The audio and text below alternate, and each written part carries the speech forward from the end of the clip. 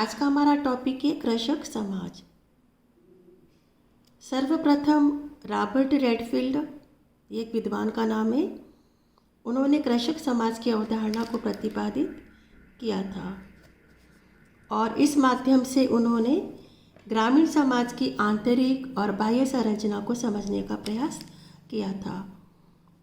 कृषक समाज की अवधारणा के बारे में और ज़्यादा चर्चा करने से पहले सबसे पहले हमें ये जानना आवश्यक है कि कृषक कौन है, किसे कहेंगे हम कृषक।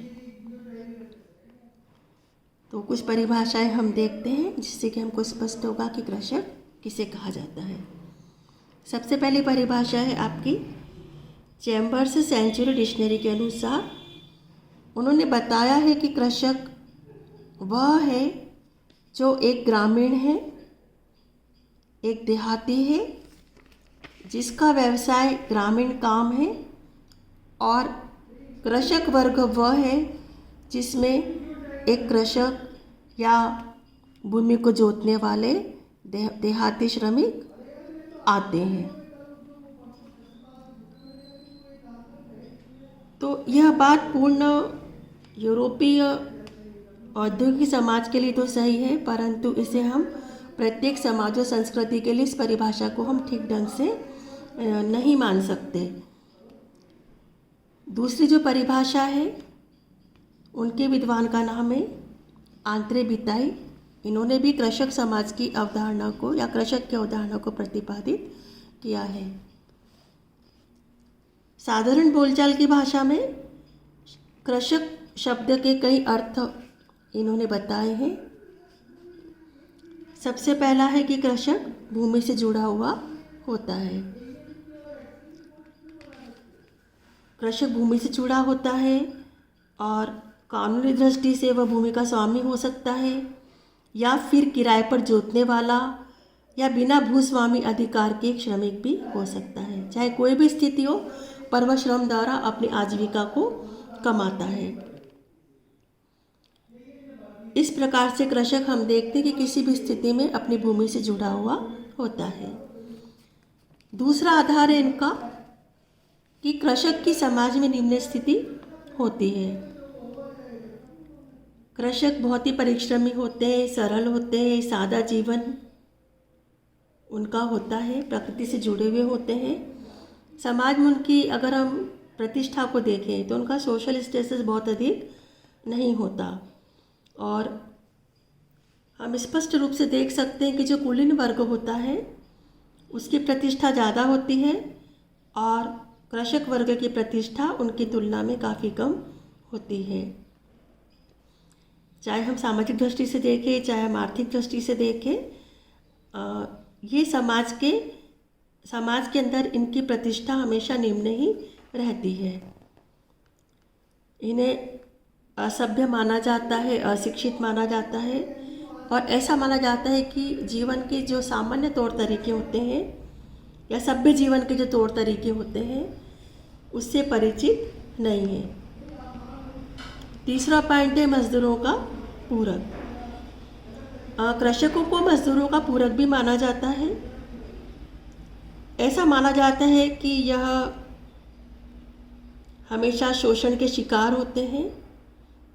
एक और शोषित कृषक वर्ग आता है तो दूसरी और उनके शोषण करता, जैसे होता है ना पूंजीपति और मजदूर, इसी प्रकार से शोषित कृषक वर्ग और दूसरा उनके शोषण करता। इस प्रकार से भी इन्हें मजदूरों का पूरक माना जाता है। अब यहाँ पर हमने कृषक शब्द के तीनों अर्थ देखे हैं,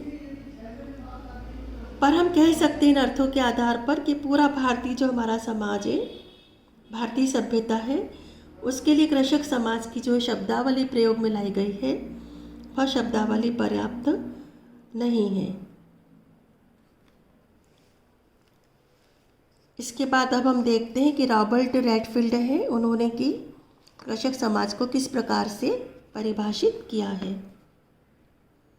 रॉबर्ट रेडफील्ड ने सबसे पहले आपको अभी मैंने बताया था कि कृषक समाजों का अध्ययन किया है और उन्होंने बताया है कि इसका जब हम कृषक समाज को परिभाषित करते हैं तो हमें बहुत ही अधिक सावधानी रखनी चाहिए इसकी परिभाषा करने में।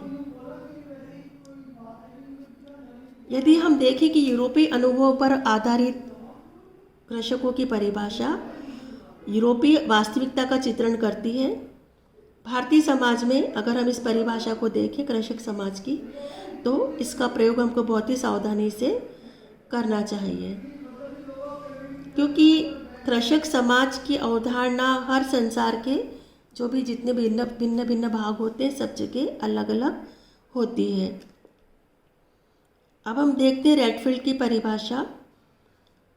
उन्होंने बताया है कि वो ग्रामीण लोग जो जीवन निर्वाह के लिए अपनी भूमि पर नियंत्रण रखते हैं, उसे जोतते हैं तथा कृषि जिनके जीवन के परंपरागत तरीके का एक भाग होती है, जो कुलीन वर्ग या नगरीय लोगों की ओर देखते हैं, उनसे प्रभावित होते हैं, जिनके जीवन का ढंग उन्हीं के समान है लेकिन कुछ अधिक सभ्य प्रकार का है।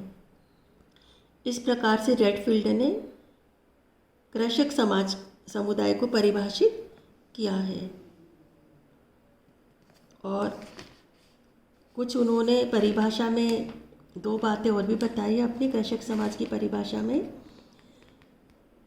दो तत्व हैं, जो कि पहला तत्व है कृषकों का जीवन निर्वाह का तरीका और दूसरा है अन्य लोगों के साथ उनके संबंध। रॉबर्ट रेडफील्ड ने कृषक समाज की कुछ ऐसी विशेषताओं का उल्लेख किया है जो कि हमें कृषक समाज की अवधारणा को समझने में और ज़्यादा मदद करती है। सबसे पहले है कृषि जीवन जीने का एक तरीका होती है, वे ऑफ लाइफ। कृषक वो है जो कृषि के जीवन जीने के तरीके को अपनाता है। पीढ़ियों से उसके परिवार में कृषि से ही जीवन निर्वाह होता है, उसमें कोई लाभ हानि नहीं देखता। कृषि में खाद बीज और उससे होने वाली जो फसल होती है उसको लाभ हानि के रूप में देखता है, तो रेडफील्ड मानता है कि वह कृषक नहीं है। दूसरा, कृषक भूमि से जुड़ा होता है और कानूनी दृष्टि से वह भूमि का स्वामी होता है। किराए पर कृषि करने वाला कृषि श्रमिक कहलाता है, कृषक नहीं, ऐसा उनका मानना है। कृषक मानसिक रूप से अपनी भूमि से बहुत ज़्यादा जुड़ा होता है। कृषि की मात्रा जो होती है, कितनी भूमि है उसके पास, उस भूमि के आधार पर गांव में उसके पद और प्रतिष्ठा का निर्माण होता है। ऐसे में यदि कृषक की भूमिका बिक जाती है तो वह ऐसा समझता है जैसे उसके जीवन और परिवार का बहुत महत्वपूर्ण अंग खो गया है। फिर उन्होंने यह बताया कि कृषक अपनी कृषि भूमि का स्वयं नियंत्रण करता होता है। सारी भूमि के ऊपर उसी का अधिकार होता है और वही उस भूमि का भूस्वामी होता है। कृषक उत्पादन जब करता है तो वह स्वयं के लिए करता है, वह अपनी फसल को बाजार में बेचने के लिए उत्पादन नहीं करता, मतलब वो आर्थिक लाभ यहाँ पर नहीं देखता। इसी प्रकार कृषक लोग जो होते हैं वह कुलीन वर्ग के लोगों से मार्गदर्शन लेते हैं। जब भी कोई परेशानी आती है तो वह कुलीन वर्ग की ओर निहारते हैं, क्योंकि उनका यह मानना होता है कि कुलीन वर्ग जो है वह शिक्षित तथा संपत्ति संपन्न होता है और विभिन्न अधिकारी कुलीन वर्ग में ही देखे जाते हैं जहाँ पर उन्हें काम पड़ता है। इसी प्रकार कृषक समाज अपेक्षाकृत एक समरूप समाज होता है, अर्थात सभी कृषकों के खान पीन, रहन सहन, विश्व दृष्टि, जीवन जीने के ढंग, विचार तथा सामाजिक संरचना में समरूपता पाई जाती है। यद्यपि इनका जो समरूपता वाला दृष्टिकोण है उसका कई जगह पर खंडन भी किया गया है, विशेषकर हमारे भारत के संदर्भ में, जहाँ पर कि विभिन्न प्रकार की जाति, धर्म या रीति रिवाज के लोग रहते हैं। एक अन्य विशेषता उन्होंने बताई है कि कृषक समाज जो होता है वह अस्तरीकृत समुदाय होता है, अर्थात उनमें आधुनिक समाजों की तरह उच्चता और निम्नता इस तरह की भावना नहीं पाई जाती। इस प्रकार हमने देखा रॉबर्ट रेडफील्ड का वर्गीकरण। अब हम देखते हैं कि क्रोबर किस प्रकार से कृषक समाज को परिभाषित करते हैं। क्रोबर के विचार इस प्रकार हैं कि वह कृषक समाज को समझने के लिए उनका मानना है कि हमको संपूर्ण समाज को दो भागों में बांटना चाहिए, ग्रामीण समाज और नगरीय समाज। ग्रामीण समाज स्वयं भी कृषक समाज और जनजाति समाज दो भागों में विभाजित है। तो ग्रामीण समाज को दो भागों में उन्होंने बांटा है, कृषक समाज और जनजाति समाज। एक प्रकार से कृषक समाज एक खंड या अंश समाज है, पार्ट सोसाइटी, इस प्रकार से उन्होंने इसे माना है।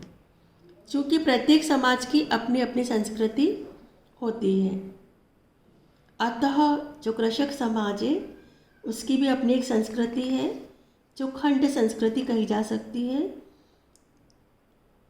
क्रोबर ने लिखा है कि कृषक समाज जो है वह मध्यवर्ती स्थिति में है। आप यहाँ पर इस चित्र के द्वारा समझ सकते हैं कि सबसे ऊपर हमने रखा है नगरीय समाज को, जिसकी स्थिति सबसे ऊंची होती है। बीच में आता है कृषक समाज, जिसकी स्थिति मध्यवर्ती होती है, और सबसे नीचे उन्होंने रखा है जनजाति समाज को, जिनकी समाज के अंदर सबसे निम्न स्थिति होती है। इस प्रकार का वर्गीकरण हमको क्रोबर का देखने को मिलता है। इस प्रकार से आप बता सकते हो कि जो हमारा कृषक समाज है उसके अंतर्गत हम संपूर्ण गांवों में रहने वाले कृषकों को, संपूर्ण गांवों में रहने वाले जो लोग होते हैं उनको हम कृषक नहीं मान सकते। कृषक समाज की जो अवधारणा होती है वह काफ़ी विस्तृत होती है, और इसका कारण यह है कि भारतीय समाज की प्रकृति बड़ी जटिल प्रकृति है, और इसीलिए सभी भारतीय ग्रामों में कृषक नहीं पाए जाते या कृषक में ग्राम नहीं है। इस प्रकार से हम कृषक समाज की अवधारणा को परिभाषित कर सकते हैं।